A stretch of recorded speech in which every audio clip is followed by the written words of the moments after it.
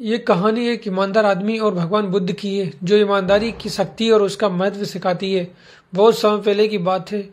एक छोटे से गांव में राम नाम का एक गरीब व्यक्ति रहता था, जो बड़ा ईमानदार था। राम अपनी ईमानदारी और कड़ी मेहनत के लिए पूरे गांव में मशहूर था। उसका जीवन संघर्षों से भरा था, लेकिन वह कभी भी गलत काम नहीं करता था। एक दिन राम अपनी कुल्हाड़ी लेकर जंगल में लकड़ी काटने गया। काटते समय उसकी कुल्हाड़ी गलती से नदी में जा गिरी। नदी बहुत गहरी थी और राम बहुत परेशान हो गया, क्योंकि वह कुल्हाड़ी उसकी आजीविका का एकमात्र साधन थी।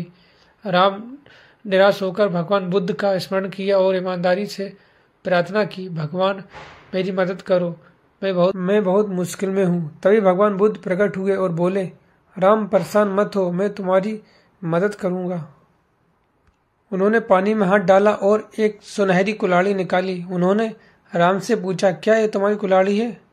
राम ईमानदारी से कहा, नहीं भगवान, ये मेरी कुल्हाड़ी नहीं है, मेरी कुल्हाड़ी साधारण लोहे की थी। बुद्ध ने फिर से पानी में हाथ डाला और एक चांदी की कुल्हाड़ी निकाली। उन्होंने फिर पूछा, क्या ये तुम्हारी कुल्हाड़ी है? राम ने फिर ईमानदारी से कहा, नहीं भगवान, ये मेरी कुल्हाड़ी नहीं है। बुद्ध ने तीसरी बार पानी में हाथ डाला और एक साधारण लोहे की कुल्हाड़ी निकाली। उन्होंने पूछा, क्या ये तुम्हारी कुल्हाड़ी है? राम ने खुशी से कहा, हाँ भगवान, यही है मेरी कुल्हाड़ी।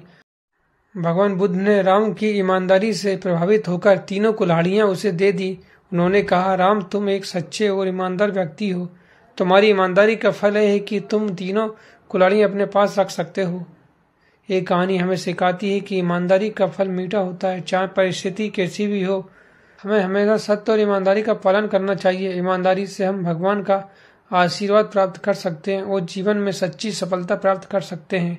ईमानदारी सबसे बड़ी पूंजी है, जो हमें हर मुश्किल में सहारा देती है।